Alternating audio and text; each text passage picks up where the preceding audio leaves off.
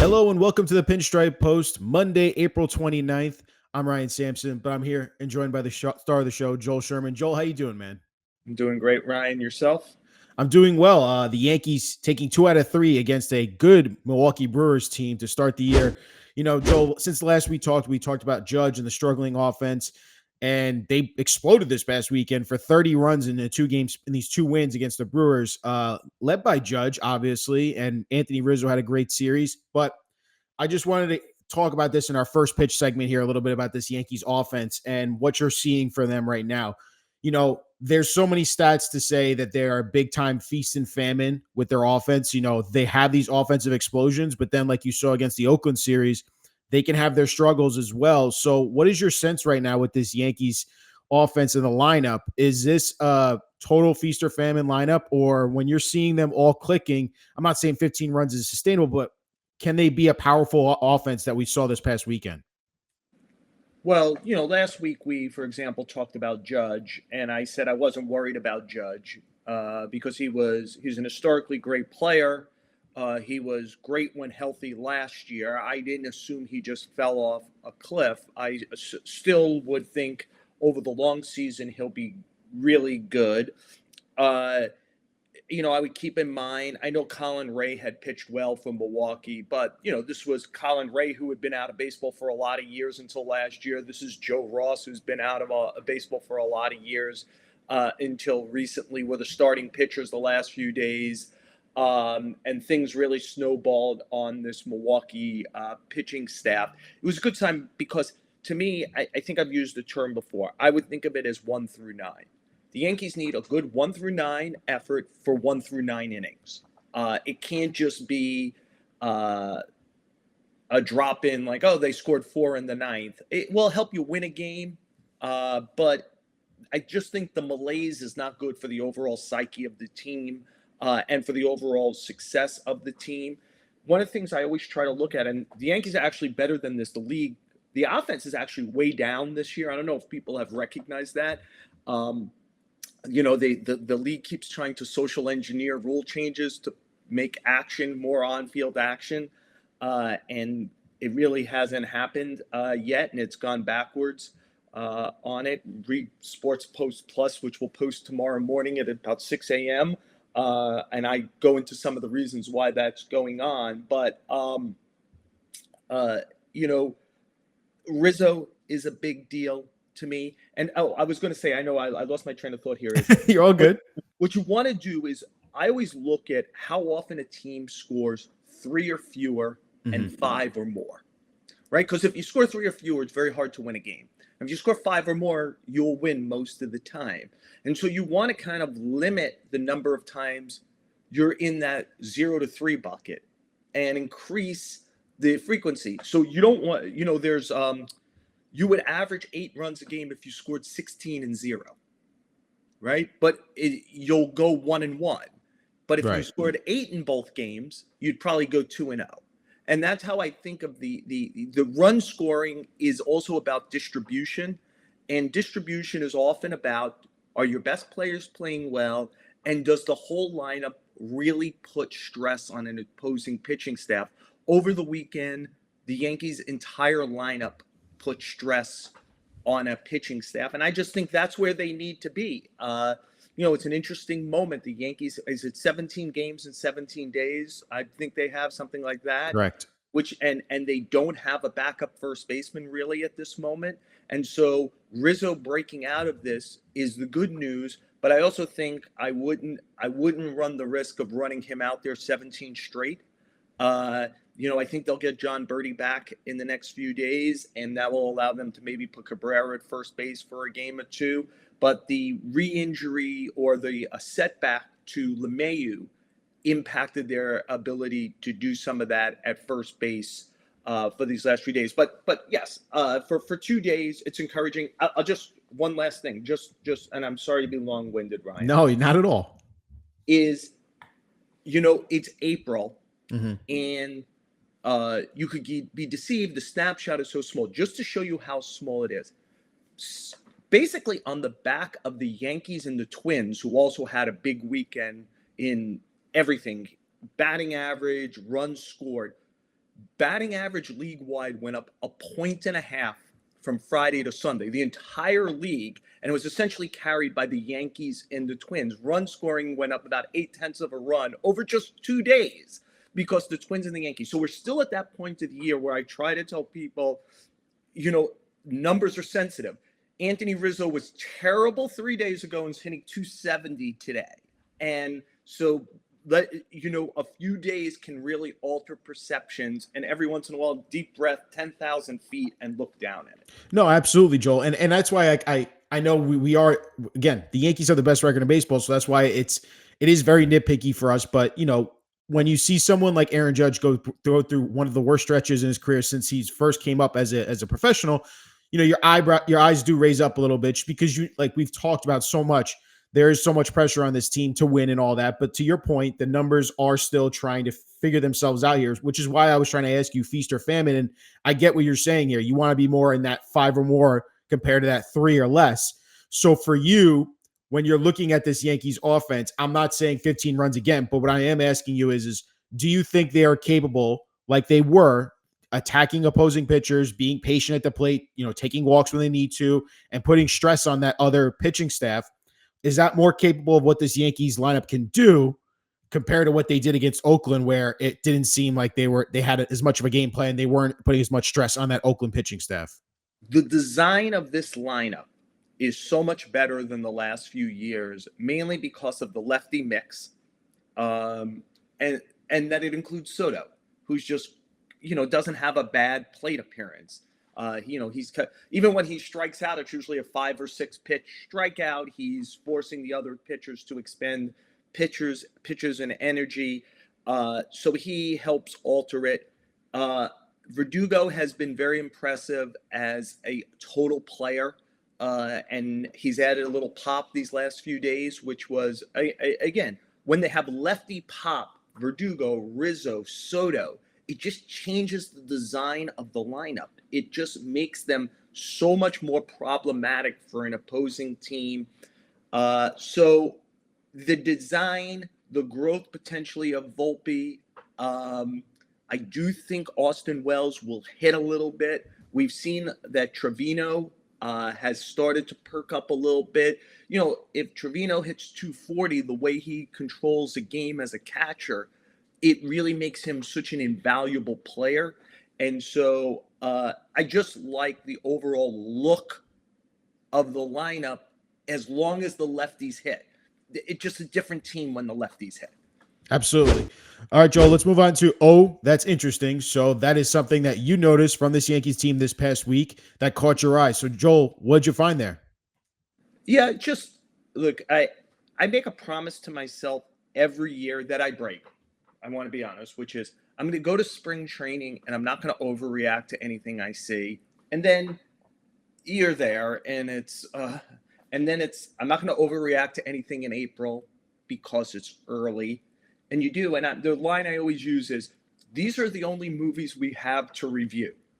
And so you end up reviewing the movies in front of you. And so Aaron Judge gets off to a bad start, and we have done a couple of segments on him early, and you could forget a little bit that he's Aaron Judge. Like there's a difference to me between Aaron Judge and Anthony Rizzo, who had a significant kind of an injury that's much tougher to come back from maybe last year, than Judge, which was a toe injury. And the age difference is a little different, and the athleticism is different. And so when Rizzo gets off slow, it makes you go, And it's just a reminder, last week, the Yankees split a series with Oakland. And, I have friends in my life that almost completely separate 50-50 Yankees and Mets. And it's great for me because I get to play referee because, me, I just don't give a fuck who wins the games, Yes. And I reminded a friend of mine, and this was before Oakland goes to Baltimore and takes 2 or 3, that it's a long season and good teams lose to bad teams all the time. And the example I used, this was the perfect example. 2 years ago, the Dodgers set a franchise record. They won one among the most games ever. They won 111 games. The Pittsburgh Pirates went 62-100. And that season, the Pirates went 6-1 against the Dodgers. A 111 win team and a 62 win team, and the Dodgers were 1-6 against the 62 win team. It's not like college football where it's once a week and the team that's ranked first and puts the patsy on the schedule for the homecoming game is going to win 63-3 over the course of the season. And yet we get the movies to review in March and April, and damn it, we're going to review them even though our common sense tells us slow down. Mm-hmm. The good teams are probably going to be really good. The good players are probably going to be really good, and get more information. But we do a show once a week and we react to the stuff that happened the week before. But I would point to Yankee fans that Baltimore, who I think most Yankee fans would think are probably the main competition in the AL East, and it'll be an interesting little matchup this week to see those two teams together as April ends. That Oakland went down there and won 2 or 3 also. And my suspicion is over the long season, Oakland will lose 90-plus games.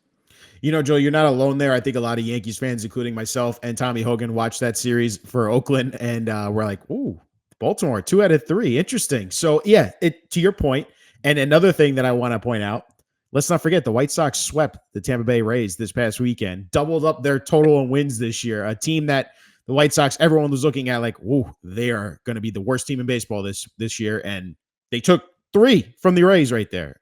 Yeah, and I'll say it's a good point, Ryan. I'm glad you brought it up.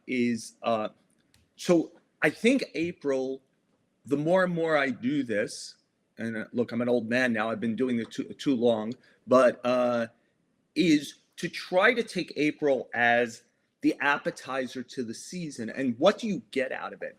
And I will say, I sent this to somebody in the sport. When the Rays played in New York, I watched every inning of that series, and I thought they looked, to make up a word, un-Rays-like. There was a lot of mental errors. There was a lot of fielding, not just physical errors, more than you expect with Tampa, but a lot of kind of botched plays. And I wrote something. I said, you know, they're the Rays. They always figure a way out because they're good. Whatever secret sauce they have. But I said, I don't like what they look like watching them play. And is it possible this is the year they get caught where it's like every Harold Ramirez doesn't turn into a great player, that, trying to math it together doesn't. And if the Yankees and the Orioles begin to sprint a little bit and create a gap, there's always that third wild card. And I think the Rays are one of those franchises that if they can make the playoffs, will try to make the playoffs. But things go backwards. You start looking at their roster and thinking what they can do in July. And maybe if that's best for their next few years, because here's the thing about the Rays. I would encourage people who are watching this, who have reference to access to Baseball Reference or rosters. You think of the Rays as a team that, they have to change all the time. They've actually had a core together for a while now. Like if you look at their 15 best players, most of them are guys with 3-4 years where they've been with the club, and they're progressively getting closer and closer to free agency or the end of contracts. And they would be an interesting team if suddenly the White Sox series was revealing, or what we saw at Yankee Stadium was revealing, and they're suddenly sellers in July. It hit me watching them in Tampa, and then again this weekend when clearly the worst team in the American League, the White Sox, just beat the crap out of them. Yep, it is. We are April 29th, to your point, and it is going to be 80 degrees today, which is pretty awesome in New York. But all right, come on, speed it up. I got to get out there. Exactly. All right, Joel. So let's go to Radio Irrational. So, for me this week, I really didn't want to have a strong take about this because it is hard to criticize anything going on with this team. So I was going to go with a more positive. This is credit to Tommy for this take. Alex Verdugo was moved to the cleanup spot on Saturday. And then we saw the Yankees offense explode for 15 runs both Saturday and Sunday. The take is that Tommy presented to me was Alex Verdugo getting moved to that cleanup spot helped fix this offense. Do you think that's a radio or rational take there? Well, I think this is a little bit like, I forget if it was I think it was Tommy's Corner last week as opposed to Radio Irrational, where Anthony Volpe can hit leadoff. And so, of course, I tracked it for the 6 games since we did a show. He has an 850 OPS out of the leadoff spot. So I guess he learned how to hit leadoff in the last week, and it's not bothering him as much. Yeah, I think I said last week, I think lineups are overrated, except for what you'd like. I knew you were going to say this. I knew you were going to say as much that. diversity as possible and as much interlacing of left, right as possible, and your best hitters hitting high. Over the long. Now the question would be this: historically, Anthony Rizzo and Giancarlo Stanton are better hitters than Alex Verdugo. It is very possible that in 2024, Alex Verdugo is a better hitter than Stanton and Rizzo. And if you're just playing the game that you want your best hitters to hit more often, which means hit closer to the top of the lineup, it would just make sense maybe if you believe that you have a downgraded version of Stanton and Rizzo, and maybe I think Verdugo's 27 or 28. He's right in his prime. Maybe he should be hitting there. I'm going to take it a little bit that the Brewers had 2 terrible pitching days, and I'll need to see a little more. Okay, totally understood. For Verdugo though, and this is what's interesting. I just want to bring this up because I was talking to Tommy about this before the show.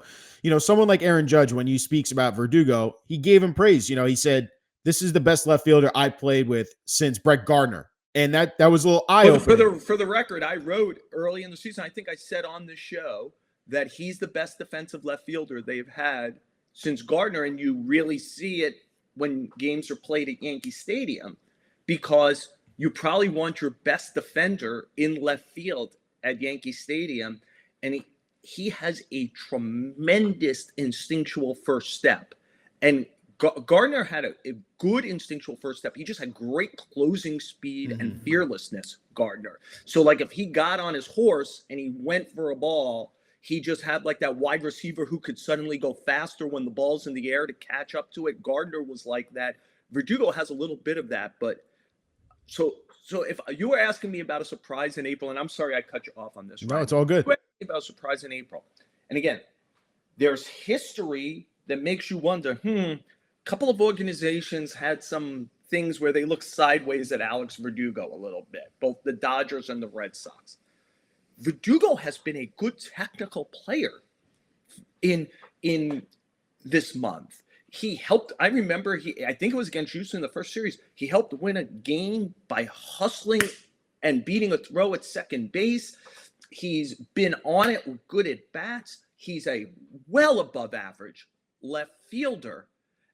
I always want to be honest. I don't want to suddenly say, oh, who really loved that trade? Me. I was really suspicious about the trade because of his history in 2 previous organizations. And let's see what it looks like over 162 games. But Verdugo, as a total player, has really helped the Yankees, especially as the bat has come alive a little more wherever he's hitting in the lineup. Think about that player. It's like a Brett Gardner player. If you have a 750 OPS and you're going to hit 20 homers and play the hell out of left field, that's a hell of a thing to have on your team, especially at Yankee Stadium. Yeah, what's interesting about Verdugo too is and to your point, the defensive thing is awesome. And I knew I saw it when the Astros series. I think it was the second game. He chased down a ball in the gap, and I'm like, whoa, I haven't seen a left fielder do that since Brett Gardner. So that was interesting to me. But the other things that pop off are he brings a mentality to this team. I think maybe this is a little overstated, but you tell me. I think the Yankees the past couple of years, when they traded for someone like Josh Johnson, were trying to bring that quote unquote "fu" mentality, that "fuck you" mentality as a team. And Josh Johnson was just a douche, if I'm being honest with you. And I just don't think he's a great player to back up that mentality because he wasn't bringing it on the field. Verdugo, you look at him, he brings that mentality of, like he says, we're dogs. And I think a lot of the Yankees players are rallying around that. But that mentality that he's bringing to the team seems to be taking its effect on everyone else. And I just like that mentality he brings. I'm going to come here. I'm going to play my best baseball. I got that FU mentality, and he can back it up because he's actually playing good baseball. Yeah, this is one of those ones where I want to say I've been surprised for a month, but it's the opposite of Judge. Judge didn't hit well, but I'm like, he's Aaron Judge. He's going to be great. That's just how I feel about it. I want to make sure, like Verdugo, is he the kind of guy when he gets comfortable, does it get worse? Because he came with a rep, and sometimes reps are unearned and sometimes they're earned. And I don't want to throw away the rep after 25 to 30 games. But I want to be fair and say the Yankees have this record in part because Alex Verdugo has been a really good all-around player. Fair enough. All right, Joel, let's go to our Hogan Analytics where we bring in our PA, Tommy Hogan, and he's going to give us some stats. Tommy, what's going on, man? What's going on? Before I get started, I do just want to thank Anthony Volpe for watching the show and hearing what I said last week. And happy belated birthday, Anthony. Thank you for listening to the show. I also wanted to ask you, Joel, because we're getting to your notebook next. A big conversation this week in Yankee Land, or this weekend, was Aaron Boone's bullpen management Friday night, not using Clay Holmes for a second inning. What did you think about that decision? Yeah, I think the one thing you would say is that Aaron Boone has manipulated a bullpen well in his 6 or 7 years as manager. We're playing this. We've spent a lot of time in the show, Tommy, talking about it's April, and you could Billy Martin the shit out of April and really go for it. But then when Clay Holmes is hanging in July, August, and September, you might not remember, like, oh, we overemphasized a singular game against Milwaukee in April. You've got to have rules about how you use your bullpen, and then you have to live with the rules. So that the Yankees are planning to play important games in September and October this year. And those games would be a lot tougher to win if they don't have the best version of Clay Holmes. And I know in the moment, people will look at it and it's just like, come on, man, he only threw 10 pitches and he didn't pitch since Tuesday. But you make rules so that it forces you not to be a victim of the moment. The victim of the moment is break the rules. Let's try to. And of course, what always happens is, well, if Clay Holmes pitched that inning, he would have pitched a clean inning. Like, we also don't know that. So it looks bad because Michael Tonkin, who's probably going to play on 10 teams this year as people run through pitching, is suddenly in a game. He's a quadruple A kind of player, but this is what most teams are going to be running out this year. I know fans well. I once was a fan as a kid, so I know what the moment feels like. But I think the people who run a team always have to be the adults in the room, and the adults in the room should have ironclad rules about bullpens, especially bullpen uses in April. And I'll throw this in, Tommy. I thought it might be where you were going to go with your analytics this week. One of the reasons the Yankees are where they are, I think the first show we did, and I know I've mentioned it since, is I said I thought one of the most important things that could happen with the Yankees is that their rotation goes round and round until Cole gets back. And they don't have to do can Will Warren pitch in the major leagues? Can Clayton Beeter pitch in the major leagues? Is Cody Petit Cinderella? And, clock is going to strike midnight. And aside from they needed someone to pitch because of the doubleheader, I think Petit pitched it. They've gone round and round. And the second thing that hasn't happened is they haven't had a blow-up game where they've blown up their bullpen. They have not. I went and looked at it yesterday. They haven't had a start of less than 4 innings this year. So they haven't had that 2/3 of an inning, or even an inning of 2/3, or even 2 1/3 innings where they're asking their bullpen. And yet we see how much bullpens get stretched anyway, even when their 5 main guys have all pitched, and they've all essentially pretty much done 15 outs. This is the modern game. Would you like it to be 18 outs? Would you like it to be 21 outs? Sure, but Cole isn't here, and you know what? Cortez has given him 21 outs a few times. Rodon has done it. Stroman's gotten to the 6th. So they're in much better shape. This is one of the other things we talk about on the show a lot about, like, you try not to be myopic. Go look at what other teams are using their Michael Tonkin every freaking day, because all they have is Michael Tonkin, and their starters are getting blown out of games early. And I actually think one of the good news about the Yankees, and you know how quick this changes, right? Knock on wood, where 2 guys go down in a week and suddenly you're starting Petit and Beater and whatever. But it's a month now. They're trying to survive at least 2 months, it'll probably be a little more than that until Cole gets back. They're about 50% of the way there. It's to me, a huge part of this season is that they haven't had use your depth when you want to use it, not out of desperation. Right. And so far they haven't had to use it. And none of those guys has completely blown up on the mound on them, where suddenly you're like, the next day you got to make 2 roster moves. You DFA Tonkin and you send someone else down because you're going to have to get some fresh arms up just to survive the series. And now, they're going to Camden Yards. The Orioles are a good offense. Maybe that happens over the next 3 days and they're in the shuffle. But they're one of the few teams this month that hasn't had that level of desperation.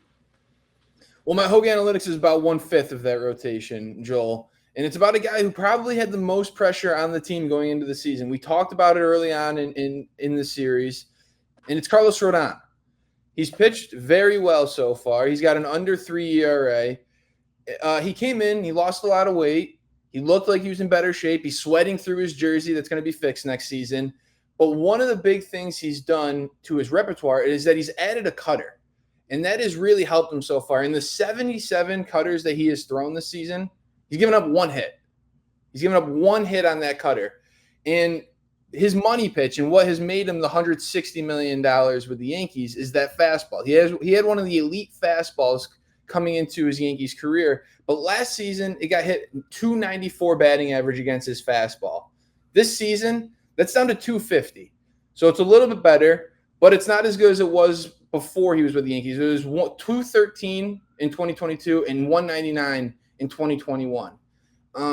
So I wanted to look at the fastball. What might be different, not just adding a cutter, but what might be different with the fastball this season. And one thing I saw is that the horizontal break on his fastball is actually 2 inches more. And you'd think that's not a big difference, but that could be the difference between hitting the barrel of someone's bat and not hitting the barrel and jamming them or hitting off the end of the bat. And that speaks in his barrel percentage speaks right to that. Last season, it was at 12.2%. It was in the first percentile, worse in baseball, or one of the worst in baseball. This season, it's at 4.4%, 76th percentile. So whether it's the cutter or it's getting a little movement and missing barrels, Carlos Rodon's fastball and to go along with that cutter have really helped him this season. Yeah, well, I think it's a lot of good information there, Tommy. I would say I think a lot of fans' eyes glaze over when you start talking horizontal movement, vertical movement, spin. It's a very modern thing. So I will try to go macro on it. The one part of macro that you knew about was the Yankee pitching operation is really good. They develop guys. They make guys better. It's generally been relievers over, say, the last 5 or 6 years. But this is a group that the Yankee run prevention is generally been excellent for a sustained period of time. And one of that is their pitching people get guys better. But you then have to be a guy who's willing to change. Carlos Rodon, to your point, got $162 million because he had an elite fastball and an elite slider. And he could have said, hey, I'm a jump shooter, dude. I'm not going to the basket. I'm not playing defense. You gave me the money because I'm a good jump shooter. And they're like, well, it's hard to keep you on the court, man, if that's all you're going to do now, regardless of how much money we gave you. And Rodon, instead of being like last year, it was a little bit of first year, sped up on him, the injury, bad stuff, behaved poorly in a couple of situations. It's hard to fix things once the season begins. It feels like a slow season, but there's a game every day, and suddenly I'm starting again, and things are going wrong. He went in the offseason, to your point. He repaired his body a little, came early to spring training, and worked on his repertoire, because the repertoire was going to have to be worked on over the life of a 6-year contract anyway. He wasn't going to keep the elite fastball probably the whole way, and he was probably going to have to make some adaptation. And good for him that he was open-minded enough to do it. And through the first month, the results are good. I don't know about you guys. I still have a little bit when he goes out to the mound each time where I go, I'm curious, but I'm going to be redundant. You review the movies in front of you. And one of the reasons they're surviving Garrett Cole is if you picked an American League All-Star team right now and you did your 12 pitches, he'd be in the conversation at the minimum for being in that group. And he signed one of the largest pitching free agent contracts in history. I think it was the 10th largest at the time, free agent wise. And that's what the Yankees are expecting. Someone who's at least a borderline all-star, and 1 month into the season, all good. And last thing on it is, I think value is one of the things I think about with like most valuable player all the time. Value often is, when do you do things? Like, if there's a difference between hitting a home run in a 1-1 game and a 10-1 game. And right now, the value of what Rodon is doing, because Cole isn't here, goes up. And so to me, what he's been really good, he's also been really valuable. Yeah, this last game against Milwaukee, I see what you're saying with it does still feel a little like, is this for real, Carlos Rodon? This last game against the Brewers, I thought, was maybe his best start of the season. 8 strikeouts, his stuff looked a lot better. And you're gonna see if that's going to continue, because he's got the last game of this Baltimore series, so he'll face a legitimate offense this week. No doubt. Thank you, Tommy. Appreciate you as always, man. No problem. Thanks, Tommy. Yeah. All right, Joel, let's bring this all home and let's do Joel's notebook. I want to bring this up. You had brought this up last week, and it's very prevalent right now, considering where we are in this time of the year. I want to bring you back to 1994 from Joel's notebook, covering baseball at that point, specifically here in New York with the Yankees and Mets.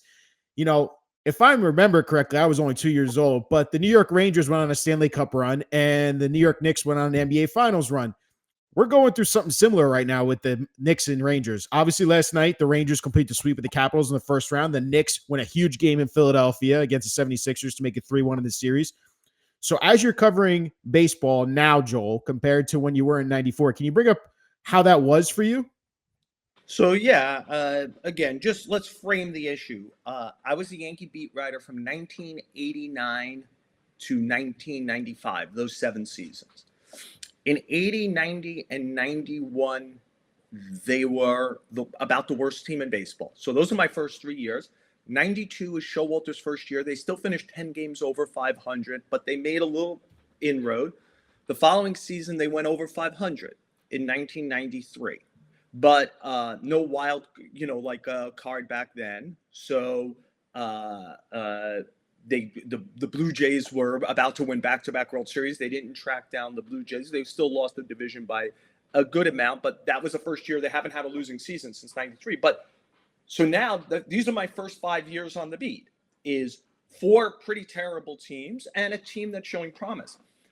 In 1994, they were a great team to cover because they weren't only really good, they were interesting. Back when you were writing game stories and people would go to a newspaper to know what, there wasn't all the pregame, there was no internet, no pregame, no postgame. Like, people went to the game, and the Yankees that year were like this churning offense. And it would be like they looked at each other in the 6th inning and they would be down 3-1 and saying, why don't we win today anyway? And they make some stunning comeback. And I'm getting in the newspaper every day, but I mean, nobody gives a fuck about what I'm writing. And it's in the back of the section, because what you say is not only what the Knicks and Rangers do, but remember, they play 4 series. So they each win 3 series. The Rangers win the 4th one, but even in the 4th one, both the Rangers and the Knicks go to Game 7. So and that takes me into June. By the way, the season's getting canceled in August. So I'm finally covering a good freaking team. And the night the Rangers won the Stanley Cup, it's funny the Yankees were in Baltimore. I was in a relatively new Camden Yards in 94. So this will get tested. You know how you remember when I didn't look this up, so it could turn out that I'm wrong, that they were in Kansas City, but I think we were in Baltimore in '94, the night the Rangers won. And back then, not the good laptops we work on now. We worked on what were Radio Shack TRS-A Trash 80s. And so you literally, sometimes the copy wouldn't get through, or it would come in garbled. So you have to call the office. Again, I'm doing this because that's what you had. There wasn't a cell phone. You have to call the office and say, hey, can you see if my story came in and make sure it's not garbled and whatever. And the night the Rangers won, it was almost like, I think, simultaneous when the Yankees, and so you have this for the middle edition of the paper, the Sports Final. It's like you send a story before you go to the clubhouse. And it was kind of almost simultaneous with the Rangers winning the Stanley Cup.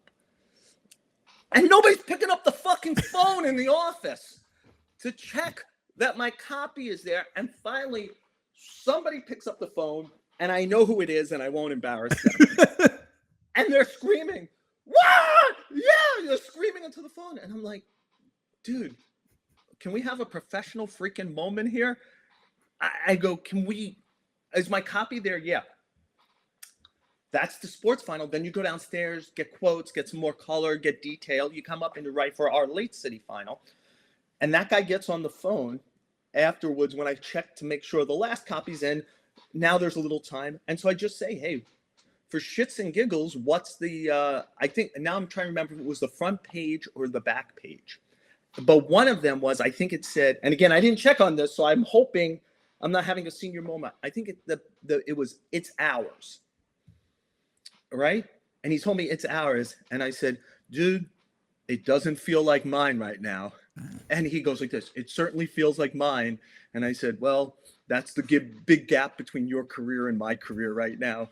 Right? Because I'm down here trying to do this. And of course, at that point, the Ranger and Knicks seasons end. The Rangers get the parade. There's a little afterglow. But then we get, by about July 1st, it's like, oh shit, the Yankees, I think they at least had the best record in the American League. And until the Expos caught them a little later, I think by about July 1st, they had just the best record. And I got 6 weeks left. And most of the 6 weeks we're writing about, is the freaking season going to get first? You always think it will be like a strike, but then they'll come back and play. So I had 6 weeks where people really gave a shit. And even that was overshadowed by the potential for a labor shutdown. So that was the last time the Rangers and Knicks were this good simultaneously. And by the way, before I kind of we get letters and stuff, that was great.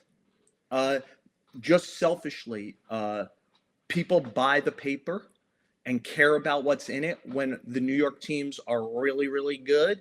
And I always think this is a basketball town at its core, as much as people love baseball. And when the Knicks are good at this time of year, there's just I did it the last few days. You walk around, people are talking about it.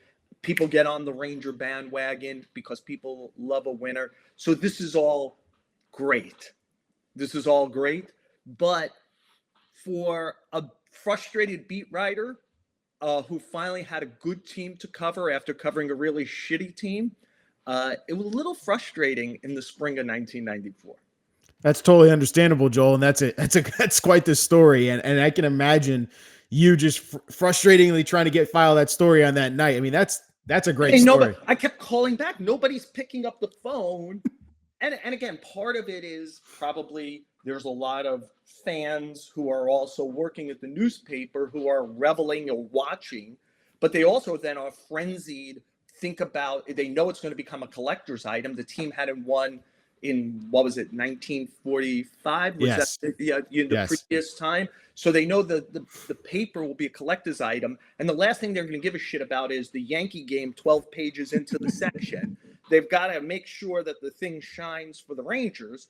And so with perspective and maturity, I hope, at least perspective, if not maturity, I understand what was going on that night. I've been in the newspaper business a long time, and yet I'm sitting in Camden Yard, selfish prick that I am, and thinking, somebody pick up the fucking phone already. And so, yeah, that was spring of '94. It's a great story, Joe. Yeah. All right, Joe, that's a show for us. We're looking forward to this series versus the Orioles. Like you said, it's going to be fun for Yankees fans to see how this team does in this 4-game set.